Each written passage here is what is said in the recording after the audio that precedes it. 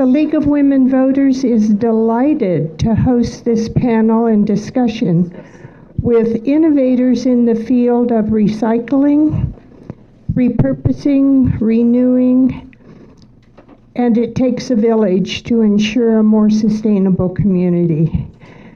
I'm Susanna Spaulding and a member of the League's leadership team.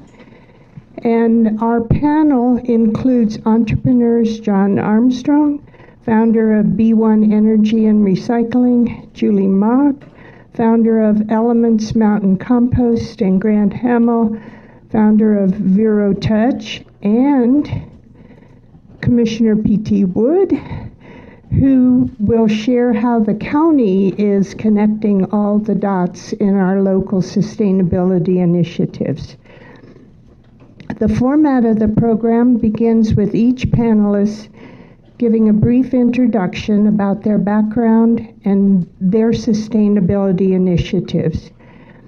And then I'll ask each panelist to respond to several general questions about concepts, impacts, and future trends for recycling, repurposing, and renewing. And I know you have many questions about what's happening and also about how you can help. So if you would please write your questions on the index cards that are on the table. We have League of Women Voters pens as well for you to use. So we'll collect your index cards and I'll ask the panelists to respond to as many of your questions as time allows. So the program is scheduled to end at 1 p.m. and we're hoping the guests might stay a few minutes so you can come up and introduce yourself and talk about your individual concerns. So I'll begin with John Armstrong, who has been on a 4-year journey to turn the impractical and costly recycling infrastructure into a system that works for rural communities. So, John, could you tell us a little bit about how you got here and developed your innovative recycling project? Could I ask if you would mind standing when you're talking at the first part so the people in the back can see? Sure. Appreciate that. I'm short and I'm in the back. So. Thank you, Susanna, and thanks for the introduction. And thank you all for being here and showing interest. Everyone up here is wonderful in their field and has a lot of knowledge to share, so please pay close attention. I got started, as Susanna said, about 3.5 years ago, 2021, when Angel of Chavano Recycling went out of business. And we saw that as an interesting opportunity to relook at rural recycling systems and how we can make improvements, make it more cost-effective, more profitable, and incorporate more materials into the waste stream while creating more jobs locally. My journey in sustainability began in 2012. I had started a biodiesel company. Market timing was wrong, but I fell in love with the idea of repurposing old materials into something cleaner and new and better. And so since we launched B1, here 3 years ago, we've worked closely with a number of communities, doing consulting and redesign work, coming up with business models and incorporating new types of technology to improve those systems statewide and hopefully in our local county here as well. Thank you. Thanks, John. John was gracious enough to introduce me to Grant and Julie to include them on the panel. So, Julie, would you share your background and passion for working with businesses and residents to create high-quality compost and divert organic waste? I read that. Perfect. That was perfect. Can you all hear me okay?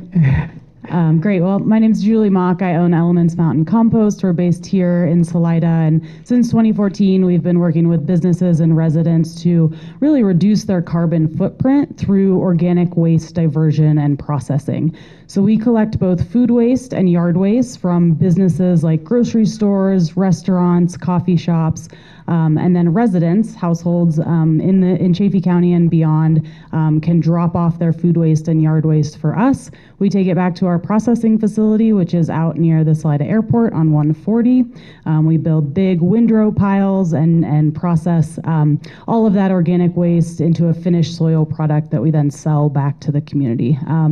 So a lot of folks don't know about 30% of what goes into the landfill is actually compostable. So we can make a huge dent in landfill volume and waste by diverting those organic materials through composting. The other big benefit is that composting actually helps reduce methane emissions from the landfill. So when you take that food waste, you bury it in a landfill, it's going to go through an anaerobic digestion process and break down and produce a lot of methane. When we bring it to our composting facility, it's going through an aerated process with a lot of oxygen and releasing much less methane. So a lot of gains, both again on the waste diversion side and on the carbon reduction side. A lot of people ask how I got into this business. It was a little bit by chance, but I've always been just really passionate about recycling and finding new ways to use the resources that we have in our communities, right? We spend a lot of time and energy and money bringing food and organic material into this community. We might as well find a way to use those resources multiple times and put them back into the soil for local agriculture use. In addition to the experience I've gained in the last 10 years composting, I'm a certified compost operations manager through the U.S. Composting Council. I sit on the Colorado Composting Council, and I'm also part of the board of directors for Recycle Colorado, which is a statewide recycling organization. So I've been able to learn a lot about not only organics recycling, but general recycling. And I'm excited to bring that information back to this community. As part of that, we're hosting a construction and demolition waste reduction workshop this Wednesday. So if you're interested in that specific topic, I can talk to you more about it, but there's a flyer back on the table for more information. Thanks. Thanks, Julie. That's great. Yes, be sure and collect any information we have out on the table back there. Grant, I'm interested in your story and your background in science and your desire to revolutionize the construction landscape and focus on sustainable and affordable housing. Well, thank you, and I want to thank everybody for being here. This is super important, right?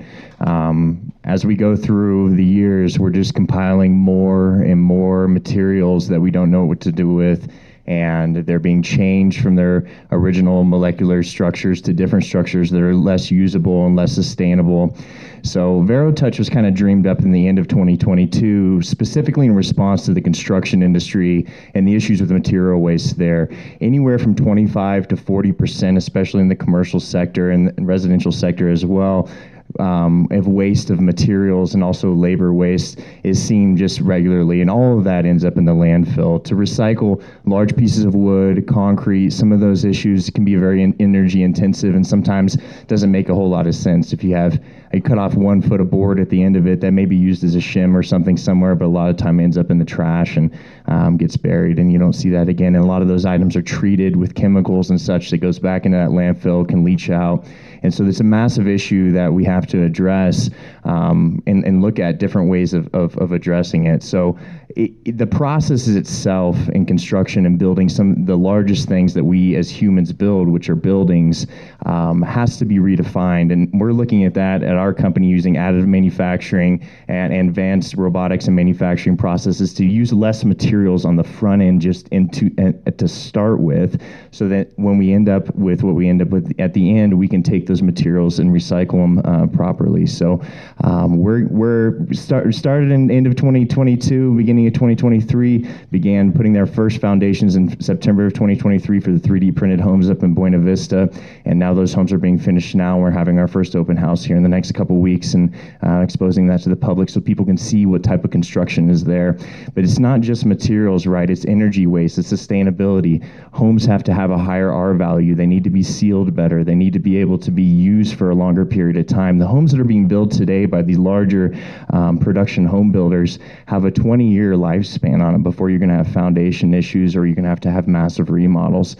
Going back to materials that may be less sustainable in their original production, such as concrete, cement, cement, brick, those types of things, but lasts 2 to 3 times as long. You do that calculation yourself, and you can find out that may be a better option to go with than what we've been doing here with these light frame timber homes here in America. So. Thanks, Gran. That's amazing. PT, as commissioner, you see the big picture of sustainability in our community. And would you tell us a little bit about your journey, a little bit briefly, from Boulder to the Arkansas Valley, from sketching to entrepreneurship to politics, and now sustainability for sure? I started a podcast. You need to see it. Well, We Are Chaffee podcast. I talk a lot about holding on to the back of cars on snowy days in Boulder and zipping all over town and finding myself way too far away from my home on a cold winter's night, but it's pretty fun. So PT Wood, I'm one of the Chaffee County commissioners. This is kind of perfect because I thought I was going to be late to this meeting because we were just talking about the final draft of the county's sustainable development plan, which really will guide us forward in our sustainability efforts and what we do there. I was lucky enough as mayor of Salida to adopt the first sustainable plan in the county for the city of Salida, and I think that's really driven a lot of the decision making that Salida has been making over the years, including coming up. We just got a grant from the Colorado Energy Office that will allow us to hire let me make sure I get the title correct here. Sustainable Initiatives Coordinator that will share between the county and the city of Salida, that'll really help push forward some of our sustainable initiatives and some of the more important ones, and I'm sure we'll talk about this, so I won't go too deeply into it, but will be the implementation of the MRF, which is a materials recovery facility, which is something that John will also talk about his efforts in a more mobile MRF process, I guess, but really interesting in the way that we get from just a bunch of stuff to actual recyclables that can go back into the overall system.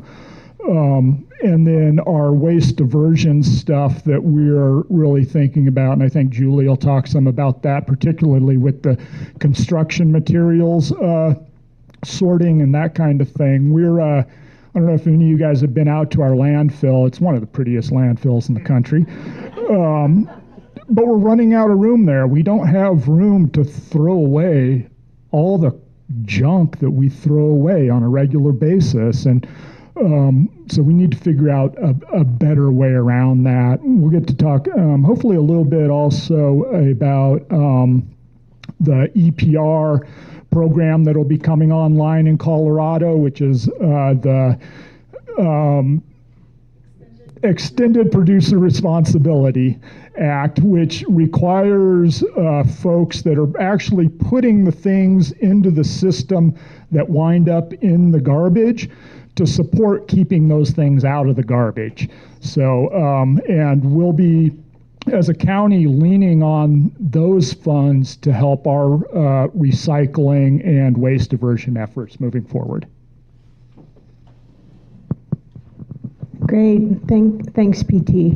So I had a few just general questions, and then I know, please write down specific questions you might have, and Marilyn is coming around to collect them. So just in terms of terminology, I was using repurposing, renewing, recycling. How are they different or similar? Or if you guys don't mind, I can take this one. So in the 70s, oh, you want me to stand? Okay, here we go.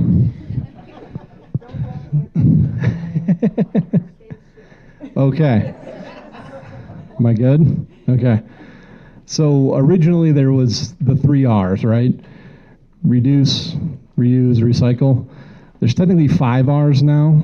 There's refuse, reduce, renew, repurpose, and recycle. So refusing and reducing, those are obvious. You know, don't buy it in the first place if it's going to end up as waste, or if you're buying the thing, buy less of it. Renewing is taking something like, say, a computer that broke, you bring it to the computer doctor, fixes it back up, its intended purpose and the item itself remains unchanged, but you're giving it more lifespan. That's renewing. Repurposing is taking an item and using it for a different intended purpose. So we'll do a silly one, like say you have a paper cup. It originally is for holding liquid and drinking out of. Well, you could give it to a 5-year-old and they could poke a hole in the bottom of it, run a string to another one, and now it's a walkie-talkie. That's repurposing. You're changing its intended purpose. Recycling is actually molecularly breaking it down and then creating something new out of it. So you take a car tire, it was a car tire, instead of throwing it away, it gets ground up into rubber pellets, and then that can turn back into car tires, or it could turn into, say, like a track and field track. So just definitionally, that's what those things mean. And I listed them in the order they're supposed to be because that's the order that has the best carbon impact. So recycling is only just above landfilling and incineration and some of those practices. When you go to break something down that requires energy, you have to transport it, it requires labor, it requires equipment, electricity, a lot of processes to make that happen. Whereas the other techniques allow you to make something useful and improve what's called its levelized cost, meaning how much carbon or energy does it cost over its lifetime, is smaller if you get towards the top of that pyramid. So that's it. I don't know if anyone wants to add anything. Does anybody want to add? That was pretty comprehensive. Thank you. That helps me a lot. One question that came up is near and dear to my heart.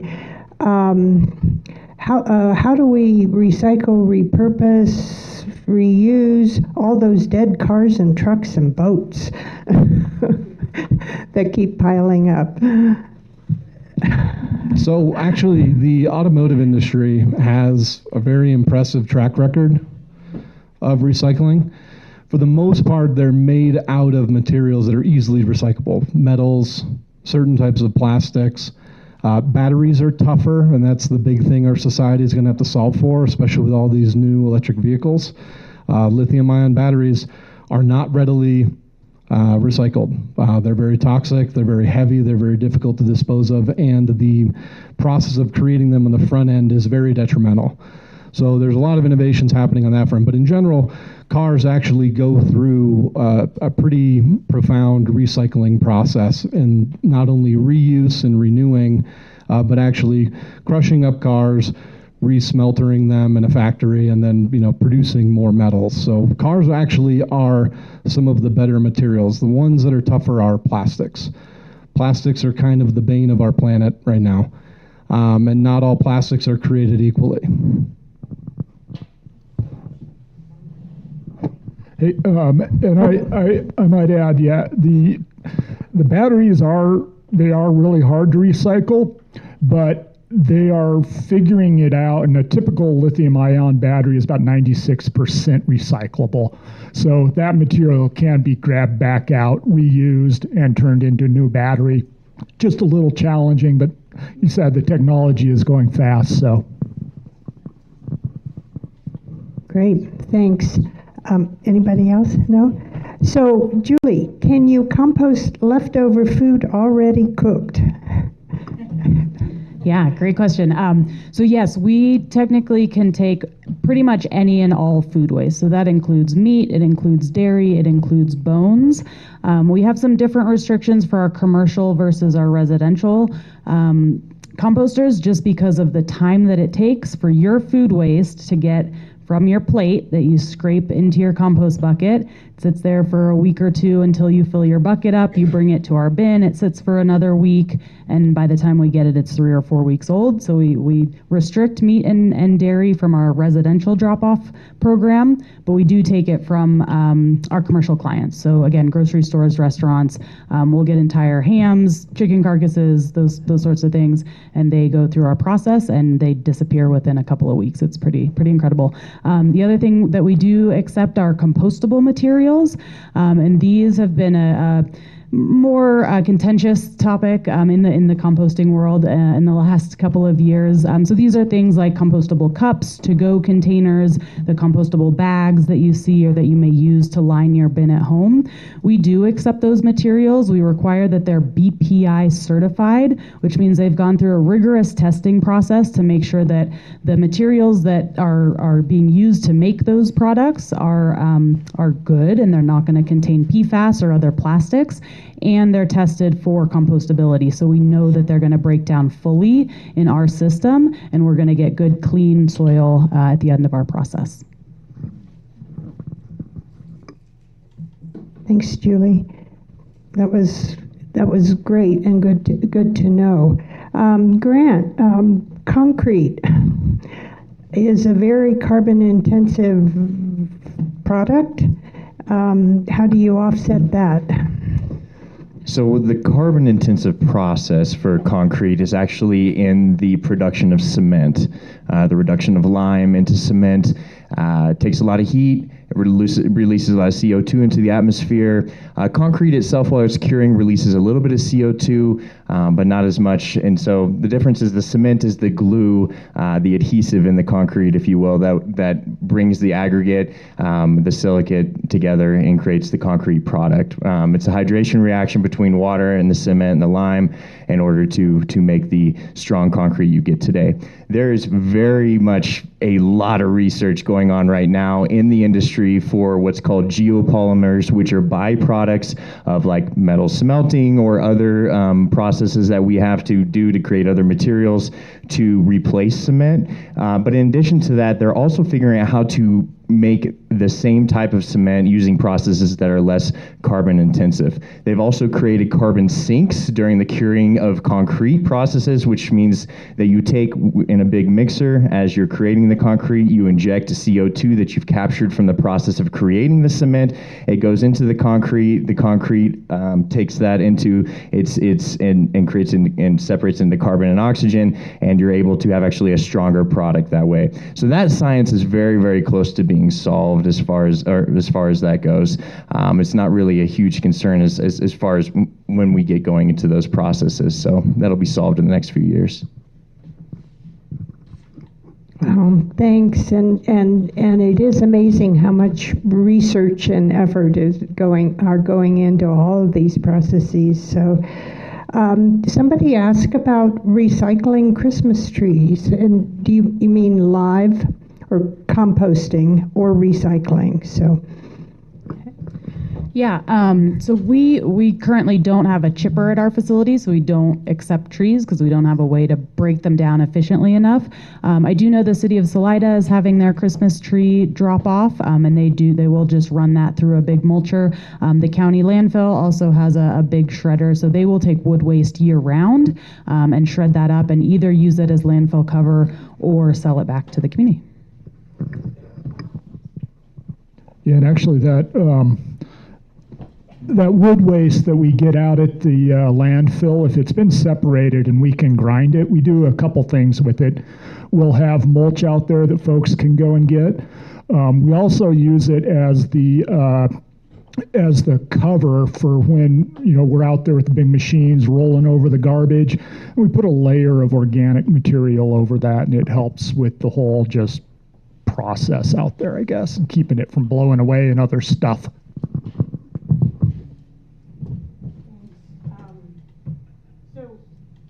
Sorry, still related to this, in BV, where can you take your food waste? And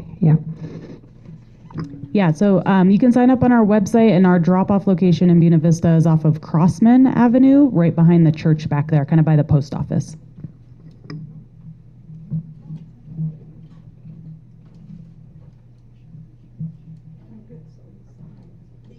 questions are coming fast and furious. Thank you.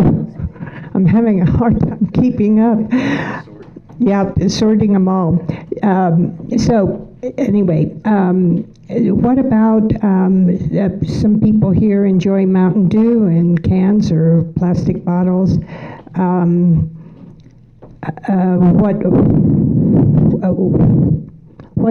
What can be done to reduce the waste of those? And then also laundry detergent. How do we maybe be more sustainable with our laundry detergent? And everything now is liquid in those big plastic bottles. So. Sure. So just addressing the liquid detergent front, there are a number of products now that are laundry sheets. So it's actually like soap and sheet form that's dry, that actually comes in a cardboard box. So it has a much lower carbon footprint on its actual manufacturing process and recyclability. In general, though, those bottles are number 2 colored plastics. Those are very recyclable. So those can be recycled. They get recycled. They have a high commodity value. So once they get to a recycling facility, you can be sure that they're actually getting repurposed and then ground up and recycled into either new bottles or different materials. Aluminum cans. Aluminum is the revenue lifeblood of any recycle operation. It has very high bale commodity value. It's like $1,300, I think, is the market rate right now for a bale of aluminum. So the more you can recycle or collect aluminum cans, they're of very high value. That's why there's a lot of success in states like Michigan, Maine, California that have can and bottle buyback programs where they will pay you to bring them to facilities. Inherently in the recycling process, and why it's difficult out here where we live and in other rural areas, is because it's very capitally intensive. So it's very expensive to get a facility built. And then on top of that, they're dependent on higher volumes. So because it's a very narrow margin business, so it doesn't pay anything, it's super dirty, and it's dangerous, and it's hard work. And so that, little perfect storm of scenarios makes it difficult to recycle at the small scale. And so what we've done is come up with new systems or new approaches to make that upfront cost a lot less and make it more efficient in the sorting and processing model. And so like BT had alluded to, we invested in a mobile recycling machine that kind of serves as a vanguard for rural communities to come in and actually be able to do single stream recycling on site without convincing a community that they should spend $5 to $10 million on a brand new facility without actually having metrics or data to support that operation could actually function. So the trick is getting the material, getting it sorted efficiently, and having outlets for it. The outlets that exist are consistent and it is functioning. So if it gets to an actual recycling facility and it's a number 1 and 2 plastic, it's cardboard, it's aluminum, and it's metal, you can be sure that it's going to actually get recycled. 3 through 7 plastics are a different story. Those have lower commodity value, they have less reuse. The molecule itself doesn't withstand breakdown and rebuilding as well as 1 and 2 plastics. So depending on where you live and what secondary markets exist, meaning the people who are going to take that baled material and actually reuse it, you may or may not be able to recycle number 5s or number 4s or number 3s. Number 6s and 7s have currently no market value. There's a lot of work being done on that front, and we're trying to partner with a number of companies that actually make use of the material on site. So instead of us shipping it out of the community, we can have the manufacturers exist co-located with us. And then that really cuts down on the carbon footprint of the model as well. And, depending on your location to that nearest recycling facility, it actually doesn't make sense to recycle depending on the type of material because it costs so much carbon to get it transported around. So we found that there's about a 65-mile radius threshold where if a compactor truck is driving more than 65 miles, its carbon footprint of operating is more than what you're saving recycling the material. And so that's why it's important to have inexpensive, localized recycling operations, basically every 65 miles, and depending on population density, to be able to do it effectively and actually have it be sustainable. Thanks, John. Touch You on want it? to? Yeah, just- Yeah, Thanks. because I think it's important to, what John said is that it's really expensive and hard to make any money recycling. And I think that's where it's really important for the public-private type partnership to work, where somebody can actually make money, but then the government can subsidize that. And being a government that actually owns the landfill, we have a lot of interest in subsidizing that, because that landfilling is incredibly expensive, the land is expensive, and maintaining that landfill over time is incredibly expensive. And that's been one of the we've been talking about putting this MRF in for what, two years now, something, for a while. And because of the permitting process and the work that we have to do with CDPHE, which is Colorado Department of Public Health and Environment, it's expensive and incredibly slow. We're getting closer, but it needs to be a partnership to make this really work, and to get to the level of commodity that we can get it to the markets efficiently and sell that stuff and make a little bit of money.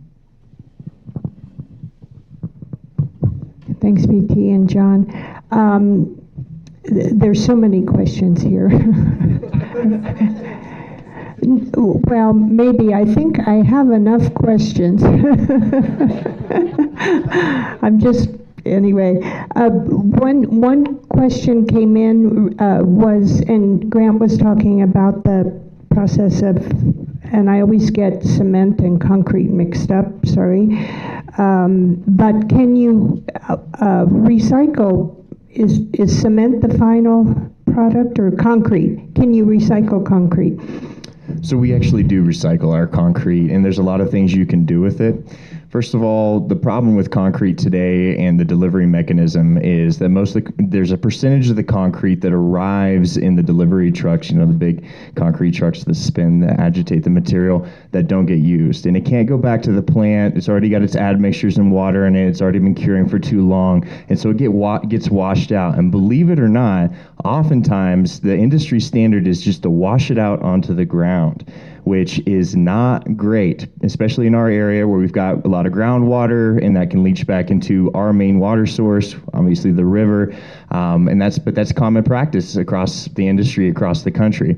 So what we do is we actually produce our own concrete with our own batch plant, so we can produce smaller batches and use the right amount of material that we need to use. But during startup and shutdown, we still have a certain amount of waste. We do a couple things with it. The first thing we do is we create blocks with it. Those big blocks you see that has the grooves on top that you can stack those. We create blocks with that waste. Those blocks are used as dividers and separators and even building materials in a variety of ways.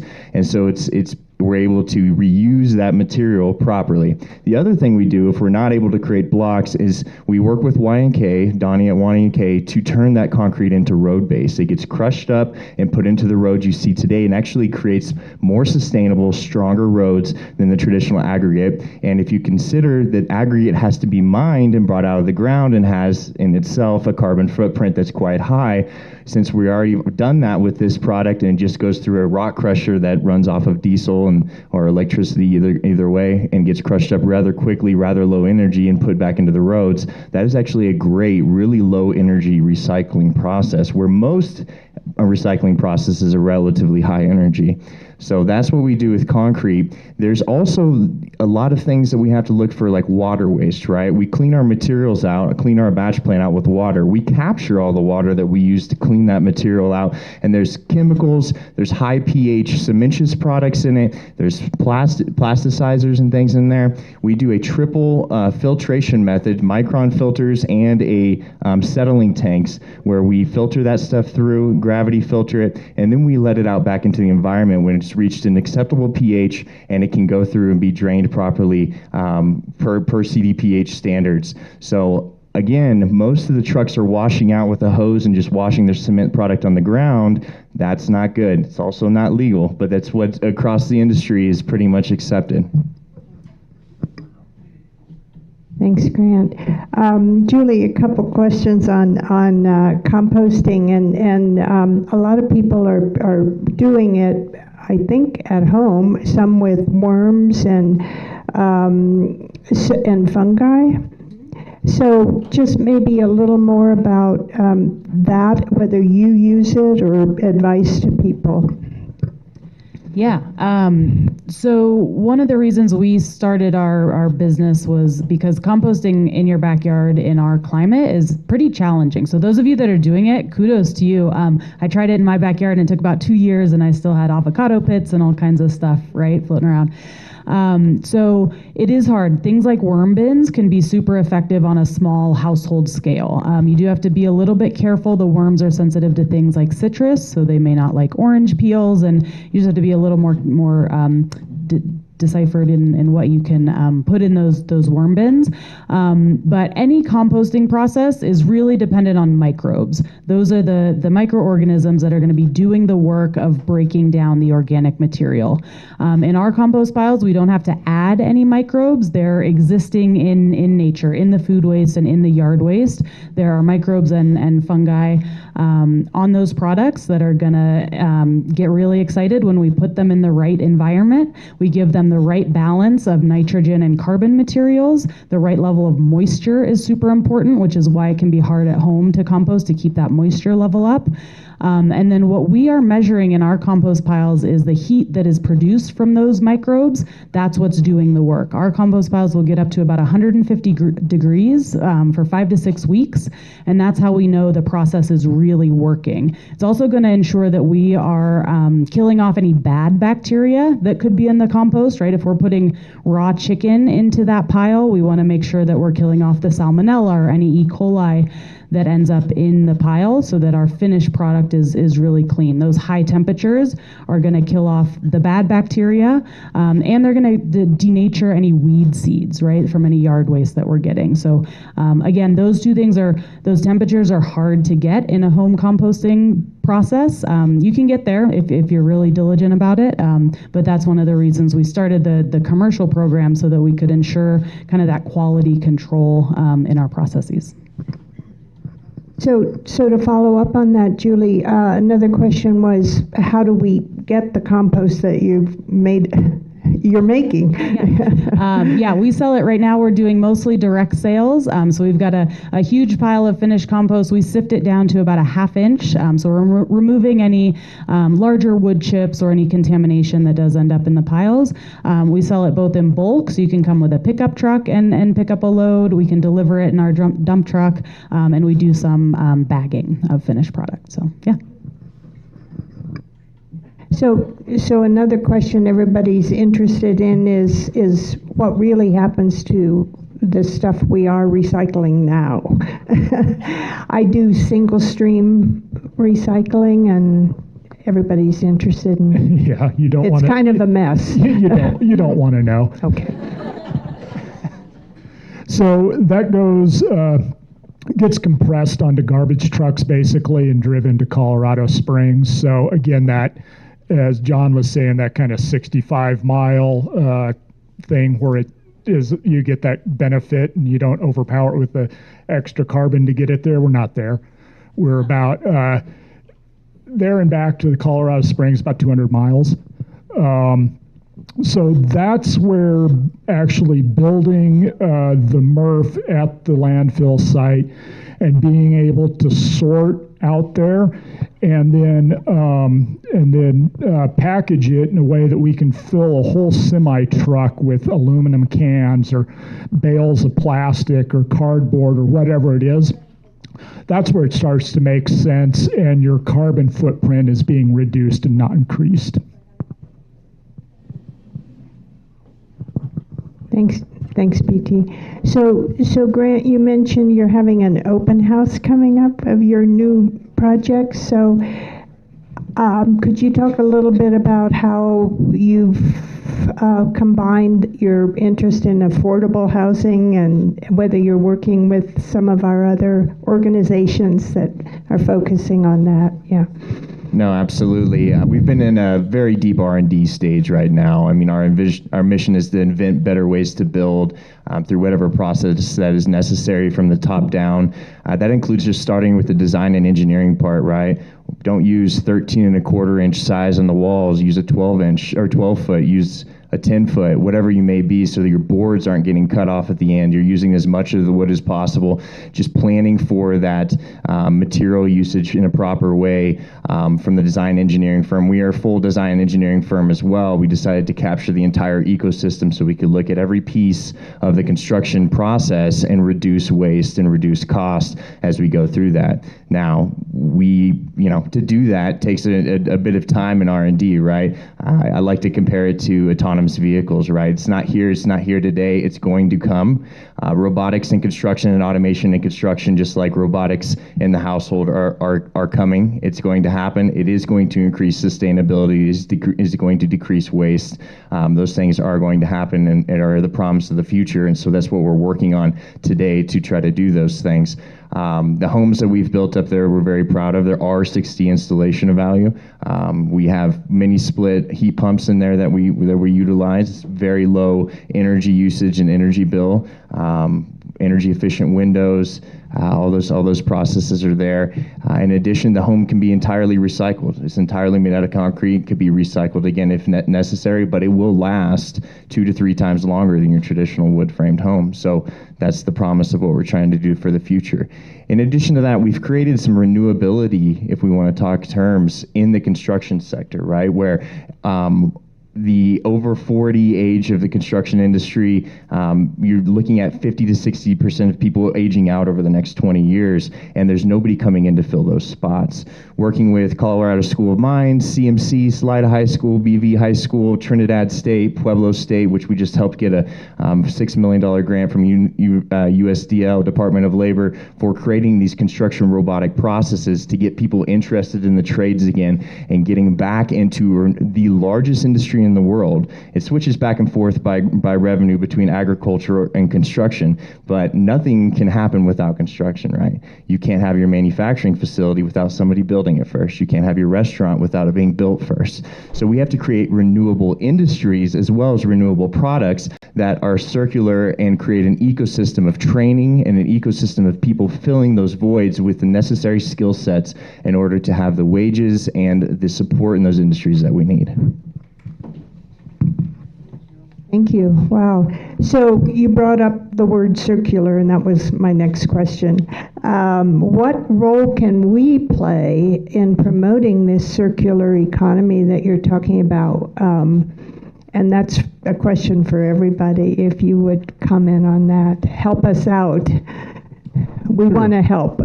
All right, I guess I'll start us off. So it goes back to the 5 R's, right? And making sure that you adhere to each one of them. So choose products or things that have a good end of life. Know where it ends up, know what it gets turned back into, and understand that process. Now, you don't have to be an expert in it, but if you look at the number on the bottom of the plastic bottle and it says 1 or 2, that's a good start. And if you can not buy it in the first place, even better. And then properly disposing of things. Yes, you should clean your recyclables. It makes our lives a lot easier. If you don't have to handle a bunch of rotting food waste while I'm sorting things, it's great. And please don't put used diapers and other things in the recycling bin. So actually separating it and putting it in the appropriate bin is way important. In fact, it's more detrimental to put the wrong thing in the bin than it is to not recycle at all. I'll say that again. If you're not going to recycle right, don't recycle at all. It makes more work, it's more dangerous. You potentially close down a facility or damage or set fire to things. Battery fires are the #1 cause of facilities burning because people think the batteries are just inherently recyclable, which, as PT described, they are, if done properly. So there's different streams, there's different requirements in different areas, there's different bins. It's onerous and it's frustrating until we can get a a nationwide streamlined process of labeling, of integrated systems, of infrastructure that's going to be uniform. That's why they're doing it better in other countries, because they decided 20 or 30 years ago they would make it streamlined and better. We don't have that yet. We're working towards it, and the EPR bill is a huge step in that direction, but it's still the consumer's responsibility to make sure it's disposed of appropriately. So making sure you do that is a big step in that direction. And then, supporting companies that are trying to do this. Patronize these two people. Patronize us. The more we have revenue or funding or access to create these systems, the better it is in the long term, the more we can survive, and the more we can encourage the next generation of people that are trying to learn or do this, so it'll be a lot easier for them as well. So it's it's an evolving thing and an evolving industry. But taking the time to care about what you're buying and then what you're doing with it on its back end is just super important. So I just can't stress that enough, and I'm sure some other people might have something to say. Yeah, I think all those things for sure. And then maybe a little selfish, but support the decision makers that are budgeting for these things, that are adopting the plans, that are driving the bus to get this done. If we have you guys behind us, it's easy to make those decisions.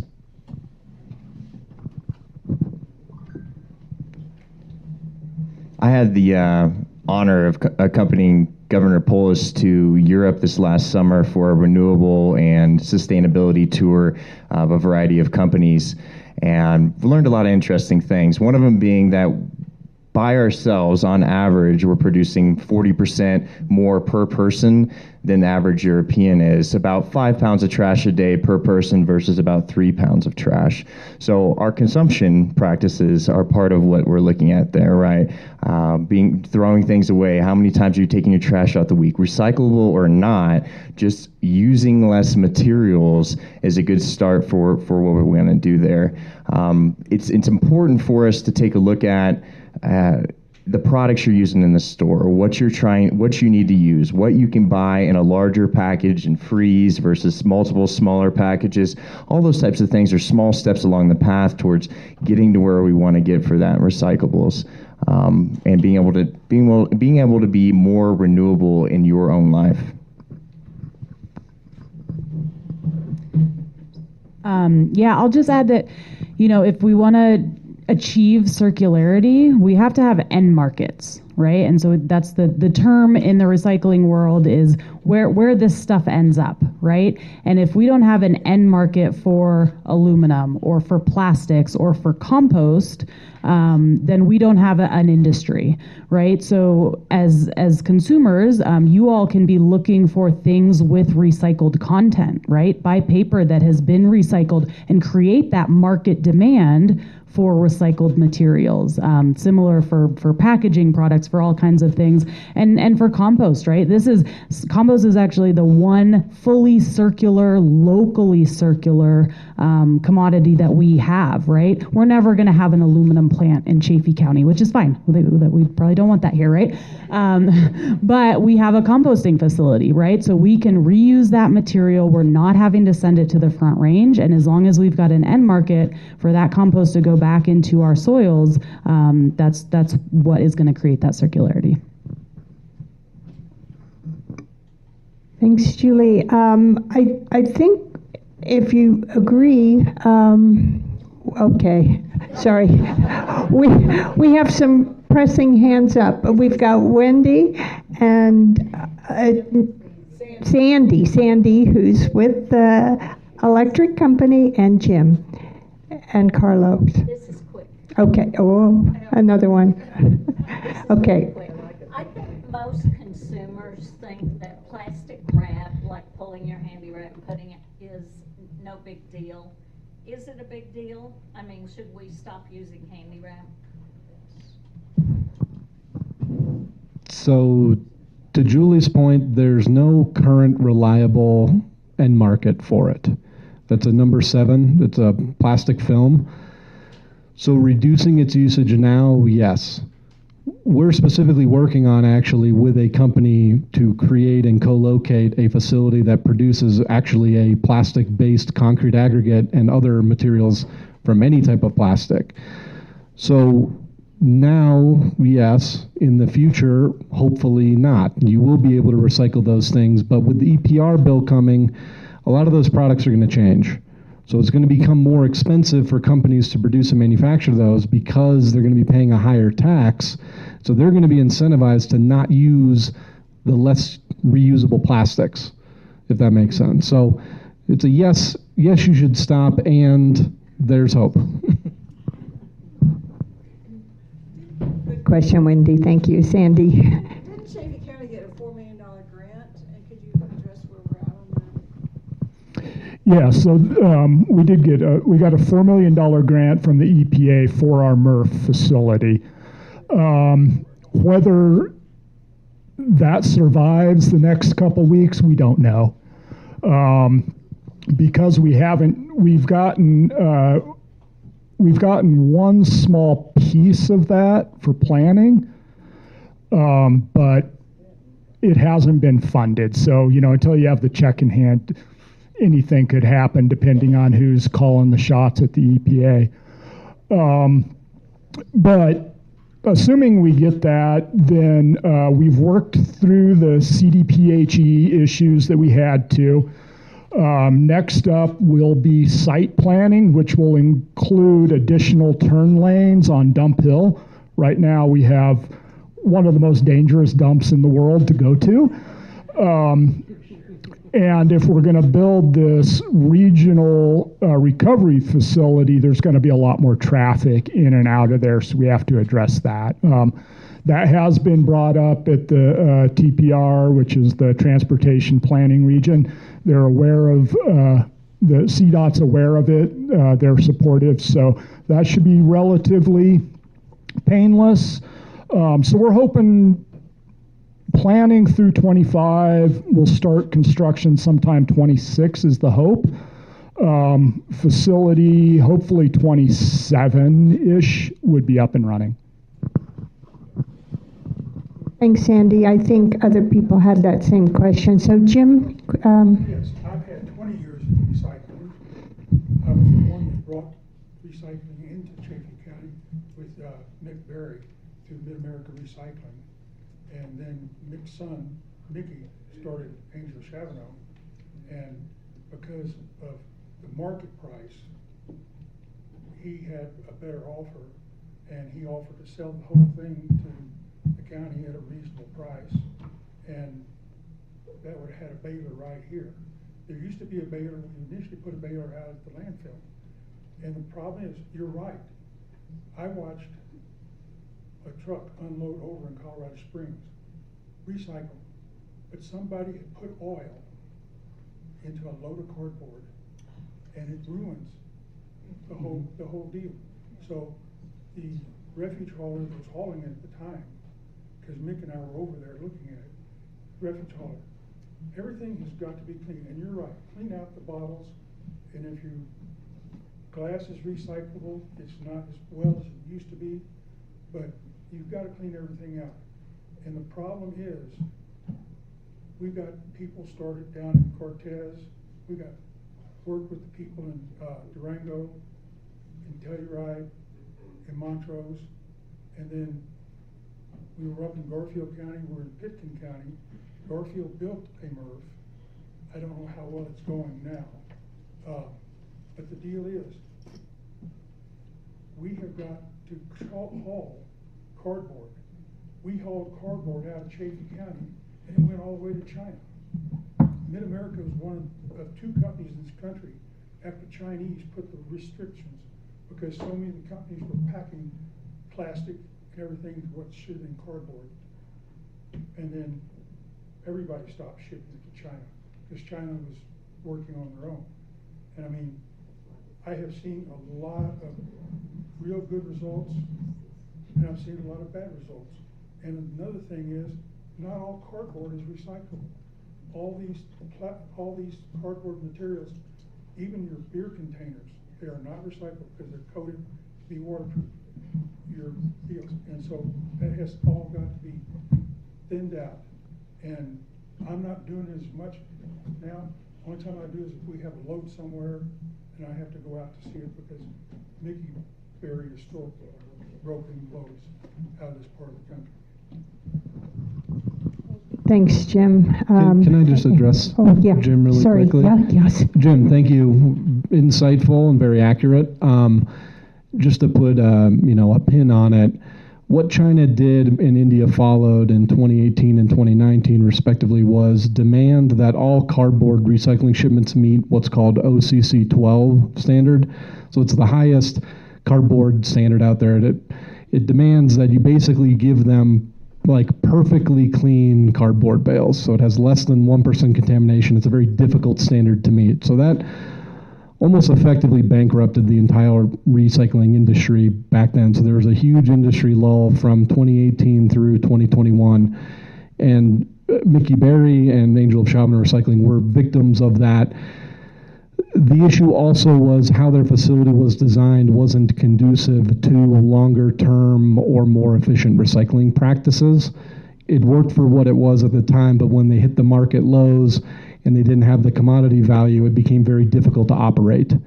And so we saw that across a lot of the United States and a lot of the industry, which is why it's remained difficult for recycling operations, and it's made investment a little bit more wary, and I won't speak for the county, but when they saw that happen and when they exited, it was a risky investment to get right back into recycling at that point. So understandably, they wanted to study it, they wanted to understand the processes, and then we've tried to help along the way as well to inform that and not make the same mistakes or have a more sustainable process kind of moving forward. In relation to new products, 3, 4, 5 plastics, there was a company started making VeroTouch.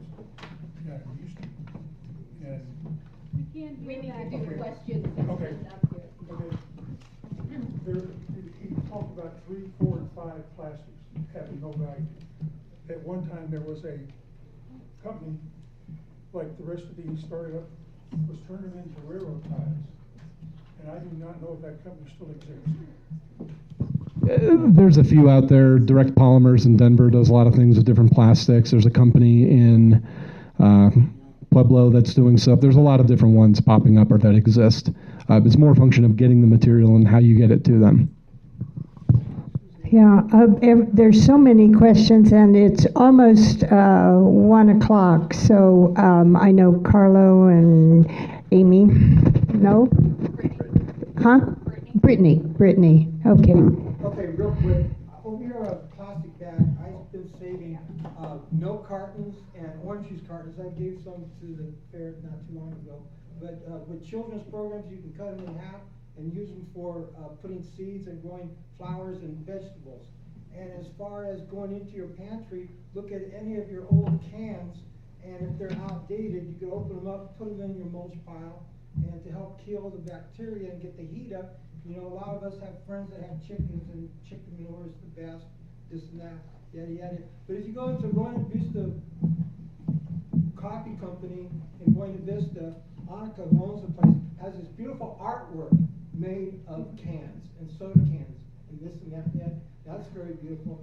Then in Coos Bay, Oregon, there's a lady that goes all over the world, collects plastics on the beach, and that's beautiful art. And as far as cardboard is concerned, over 40 years we've been using cardboard in California to landscape instead of using plastic before you lay down rocks or something in a xeriscape. And that's pretty. I had one more comment, but I forgot what it is. Carlo. Yeah. So if you. I remember what it was. For over 50 years, I've been volunteering for Habitat for Humanity. So Habitat for Humanity does everything we've been talking about. We have a beautiful Habitat for Humanity in Buena Vista. Thanks, Carlo. I have one question. For those of us who are doing the single cycling, bottom line, what should we put in there? Should we should we not do paper? Should we do all of our cardboards from Amazon? Should we do just 1 and 2?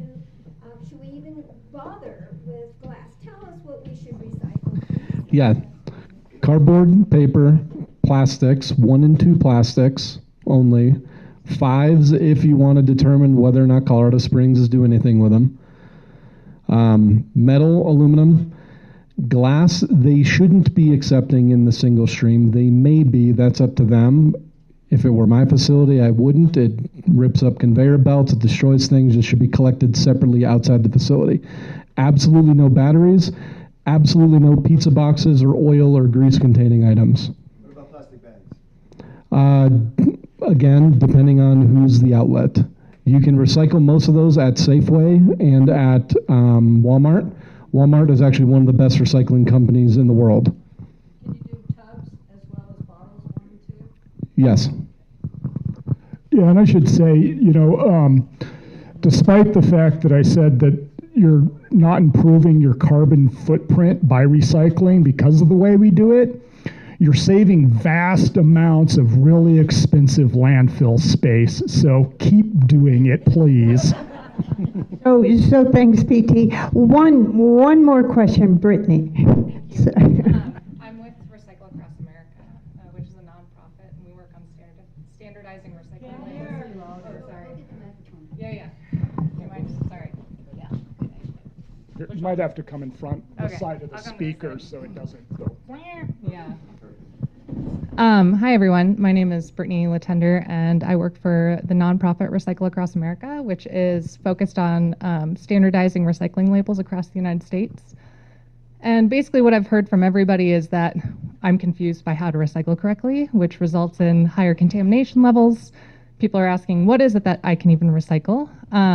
And I think really that comes down to labels. And one thing I wanted to mention is that we wouldn't ask a community to develop their own stop signs, right? We wouldn't ask them to go and say, we're going to develop our own traffic signs, because there would be confusion and chaos and it would be unsafe. And so, it actually, traffic signs started as a nonprofit basically, and through these private organizations that developed traffic signs, it became incredibly confusing. And then it was adopted on a governmental level, to where all of a sudden, everywhere you go, you're not confused by how to drive properly.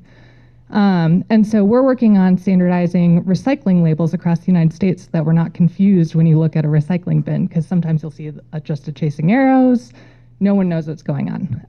And so my question for you all is, especially as we go to develop this new MRF, what is your plan in order to ensure that there's no contamination going into the recycling stream before it even gets to the MRF?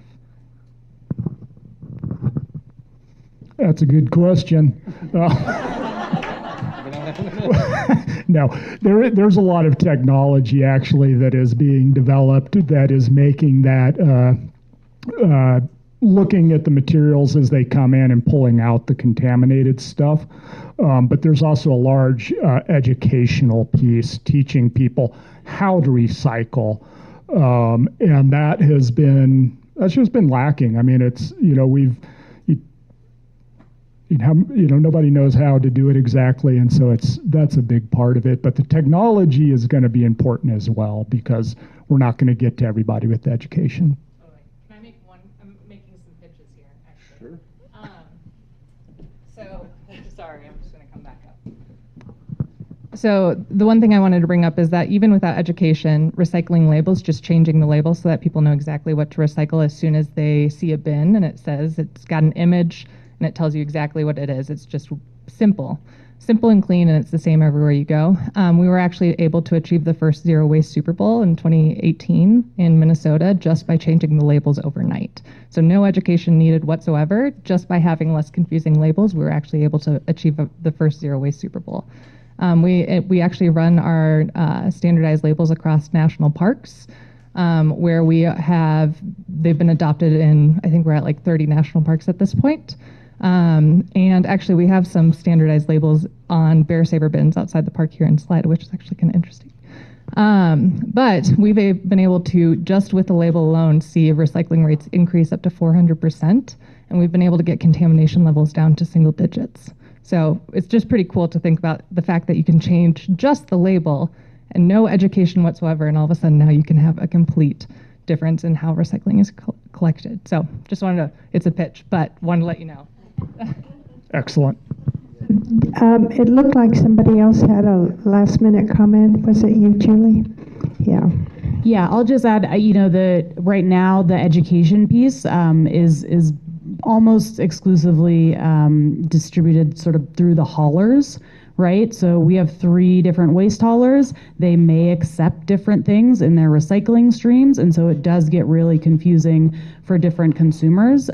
But I would say, talk with your hauler or look at their website to understand what it is that they are accepting. The other resource I'd point you to is there is a Chaffee County Waste Diversion Guide, which talks about a lot of materials outside of your traditional recyclables. So things like automotive oil and concrete and other household items that you might be looking to recycle. So check that guide out. It's online. It's an online resource. So. And I will mention we are hosting another electronic recycling waste event in Poncha Springs on the 25th of this month from 11 to 2 at the Town Hall building. So if you have electronic waste, we put those on typically monthly, and we work with other communities as well, but we have good outlets to make sure that all of your electronic waste, any type, whether it's wires or batteries or old TVs, if it once was powered by electricity, we will take it. So I just wanted to announce that.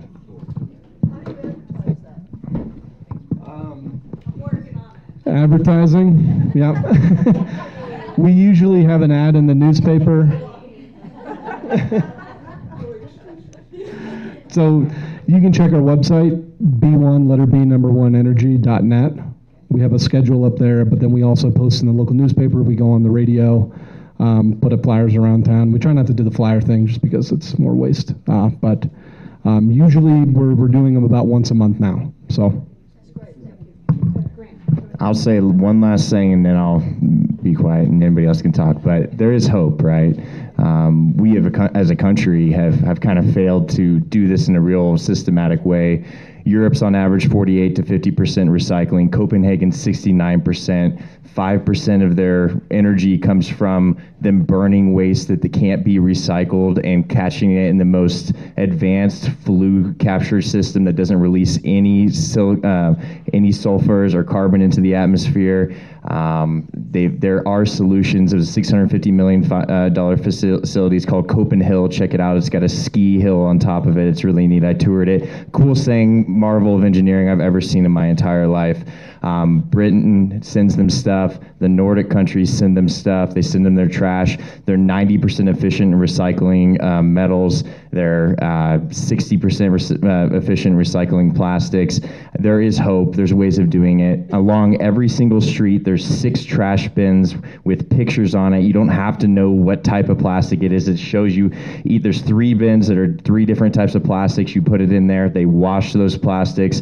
They have it for glass. They have it for papers. If you get caught putting the wrong thing in the wrong bin, you will be arrested. It is illegal. But it doesn't matter there because the ethos, the culture is this is the right thing to do. If you do it and don't do it right, you've got somebody else on the street who's not a cop who's saying, hey, you didn't put that in the right bin. Their thought process is this is the way it should be. By 2030, they're going to be up to 20 to 25% using Copenhill to power the entire city of Copenhagen. The rest of their power comes from wind. Here in Colorado, we're 32% coal, 30% natural gas, 28% wind, and then down from there it goes to like 6% solar and everything down from that. They don't use any of that other than the wind. So there is hope. There are models that work. We have to work together, work with regulatory bodies, and get these things implemented so we can be on that level as well. Thanks, Grant. What a nice way to end with optimism. We can do it.